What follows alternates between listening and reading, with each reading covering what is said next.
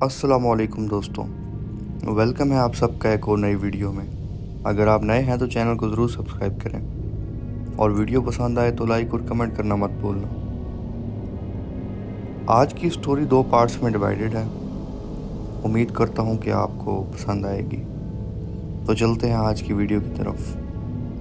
Lights of کر لیں اور ہیڈ فونز لگا لیں۔ میرا نام فائدہ ہے اور میرا گھر کراچی میں ہے۔ گھر چھوٹا سا ہے۔ اس گھر میں ہم 4 لوگ تھے، میں، امی، ابو اور چھوٹی بہن اقصیٰ، جو اس وقت 13 سال کی تھی۔ بچپن سے سب کچھ نارمل تھا۔ محلہ پرانا تھا لیکن لوگ اچھے تھے۔ لیکن ایک دن گھر میں کچھ عجیب واقعات ہونے لگے۔ یہ سب شروع ہوا اقصیٰ سے۔ اقصیٰ اور میں ایک ہی کمرے میں سوتے تھے۔ شروع کے دن میں نے نوٹ کیا کہ وہ اسکول سے آتی تھی، سیدھا روم میں چلی جاتی تھی، نہ کچھ بولتی تھی۔ پہلے لگا تھک جاتی ہے، پھر اس نے کھانا کھانا بھی چھوڑ دیا۔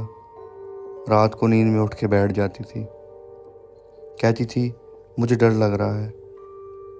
میں نے امی کو بتایا، انہوں نے کہا کچھ نہیں ہوتا، نازک ہے، نظر لگ گئی ہوگی۔ پھر ایک دن اس نے امی کو دھکا دیا۔ امی کچن میں برتن رکھ رہی تھی اور ادھر میں بھی موجود تھی۔ اقصیٰ پیچھے سے آئی اور زور سے پش کیا۔ امی کا ہاتھ چولہے پر لگا اور جل گیا۔ اس کا بیہیویئر ان ڈیز میں ویسے ہی بہت عجیب تھا، تو امی نے اس بات کو غلطی سمجھ کر ٹال دیا۔ لیکن میں مسلسل اقصیٰ کو دیکھ رہی تھی اور اس نے یہ غلطی سے نہیں کیا تھا۔ اقصیٰ کا چہرہ بالکل خالی تھا، کوئی گلٹ بھی نہیں تھا، صرف ایک لائٹ مسکراہٹ، جیسے اسے مزہ آیا ہو۔ مجھے اس کی اس حرکت نے بہت ڈرا دیا تھا۔ میں جان گئی تھی کہ یہ مسئلہ کوئی سیریس ہے۔ اسی رات یہ ہمارے کمرے کے پاس سے گزر رہی تھی۔ دروازہ تھوڑا اوپن تھا۔ اندر سے کسی مرد کی بہت گہری آواز سنائی دی۔ آواز ایسی جیسے کوئی بات کر رہا ہو۔ مجھے لگا ٹی وی چلا ہوگا، لیکن جب دیکھا، روم کا منظر بہت خوفناک تھا۔ ٹی وی آف تھا، روم میں بالکل اندھیرا تھا۔ اقصیٰ مرر کے سامنے کھڑی تھی، بال کھلے ہوئے اور اسٹریٹ مرر میں دیکھ رہی تھی۔ وہ موو نہیں کر رہی تھی، وہ بس اپنے آپ سے آنکھیں ملائے کھڑی تھی۔ میں نے فوراً چیخ کر امی ابو کو بلایا۔ وہ بھاگ کے آئے اور اقصیٰ کی عجیب حالت دیکھ کر اس کے قریب گئے، اسے آواز دی۔ مسلسل بلانے کے باوجود بھی وہ ایسے کھڑی تھی جیسے اس نے کوئی آواز ہی نہ سنی ہو۔ امی نے اسے بازو سے پکڑ کے ہلایا اور اقصیٰ فوراً بے ہوش ہو گئی۔ اس کا جسم آگ کی طرح گرم تھا۔ اسے ہوش آنے کے بعد بھی ایک پورا دن وہ شدید بخار میں رہی۔ ابو نے ڈاکٹر کو دکھایا، دوائی دی، لیکن کچھ فرق نہیں آیا۔ رات ہوتے ہی اقصیٰ کی حالت مزید خراب ہو گئی۔ وہ زور زور سے رونے لگی۔ اس کی آواز میں اتنی تکلیف تھی کہ میں آپ کو بتا بھی نہیں سکتی۔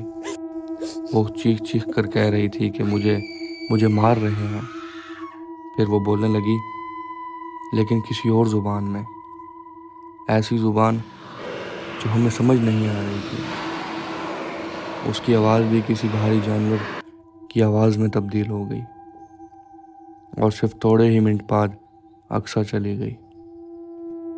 ڈاکٹر نے کہا کارڈیک اریسٹ، سڈن ٹراما، لیکن مجھے اس سے پہلے کی ایک آواز یاد تھی۔